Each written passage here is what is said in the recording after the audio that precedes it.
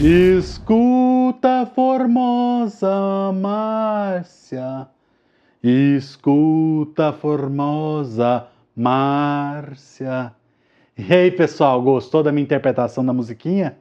Acredite ou não, essa música, uma modinha clássica que tem raízes lá na elite portuguesa na época do Brasil Imperial, foi um dos elementos que inspirou um dos quadrinhos nacionais mais famosos da atualidade.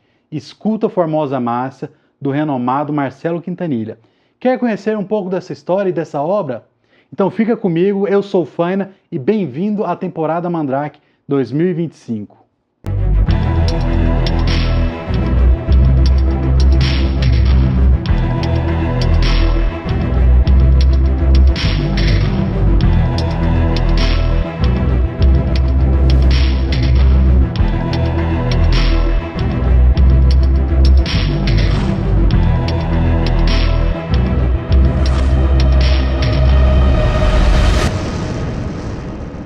A maioria de vocês provavelmente já ouviu falar de Marcelo Quintanilha, né?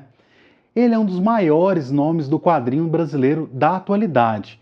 Tem no currículo obras como Tungstênio, que já virou filme em 2018, Talco de Vidro, Luzes de Niterói e, claro, Escuta, Formosa Márcia, que foi lançado em 2021. E todas essas obras saíram pela editora Veneta, que vem publicando uma geração bem forte de autores nacionais. Mas entre todas, essa, Escuta, Formosa Márcia, se destaca.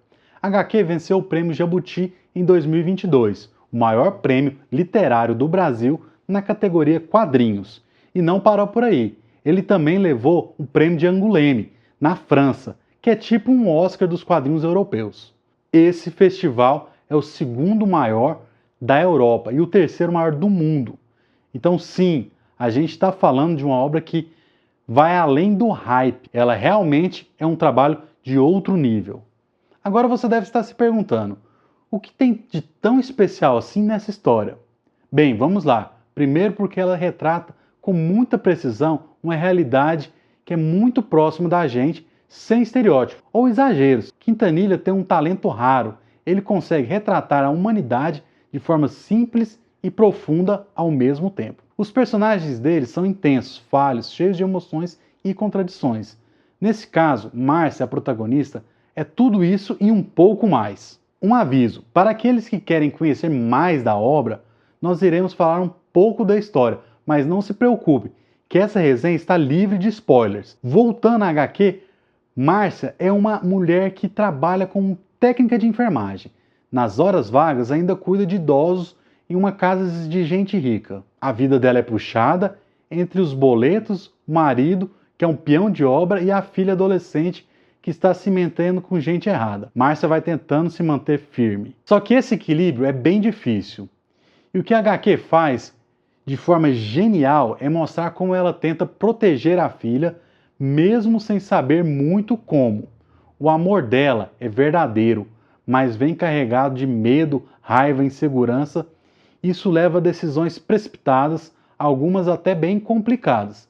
Mas quem nunca agiu no impulso tentando proteger alguém, não é mesmo? Esse lado da história, da mãe que tenta manter a filha por perto, mesmo quando tudo está desmoronando, é um dos pontos mais fortes da HQ, porque mostra a maternidade de um jeito muito real, sem nenhuma idealização.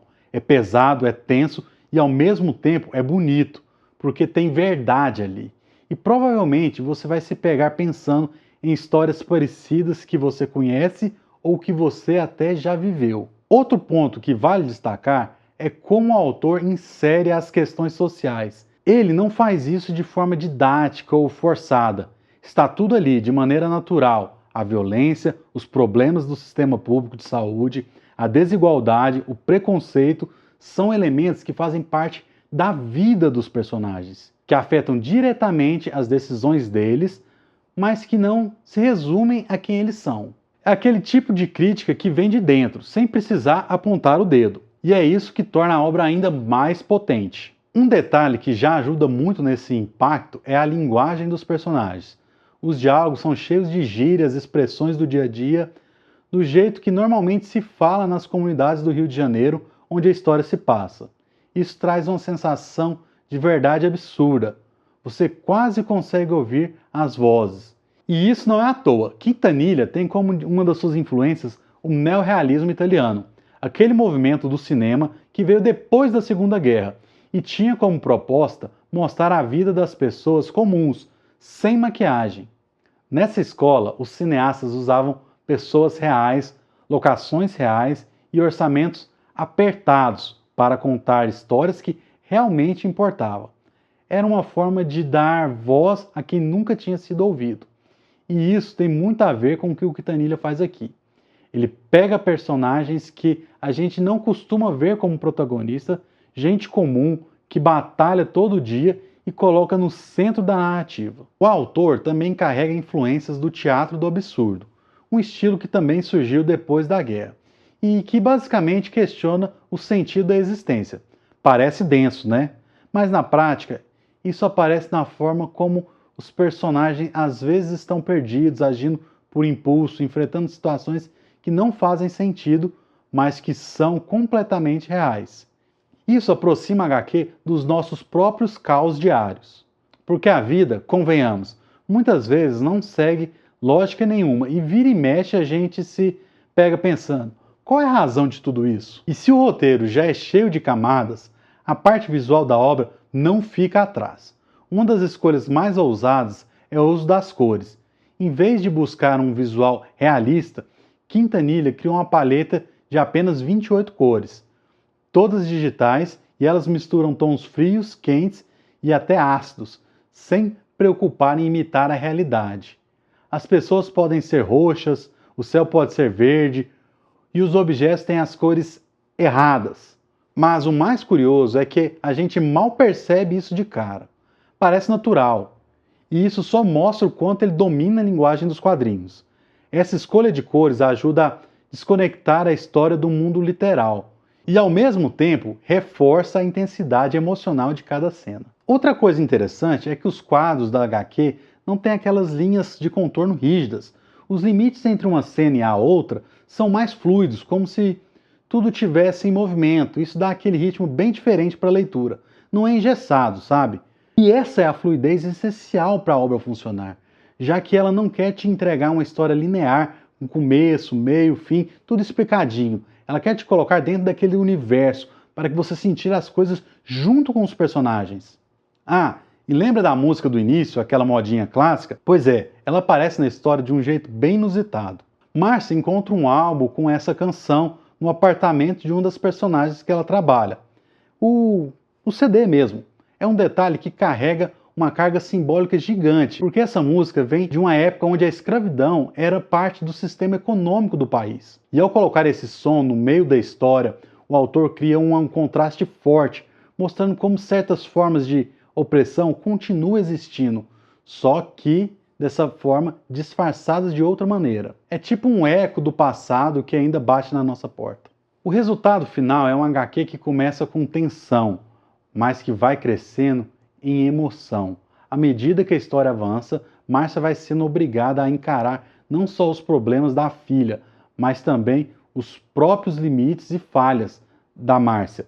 E essa jornada interna é tão poderosa quanto qualquer cena de conflito externo. A relação entre mãe e filha, que parece quebrada no começo, vai ganhando novos contornos. Não é uma solução mágica, é uma reconstrução possível, cheia de altos e baixos.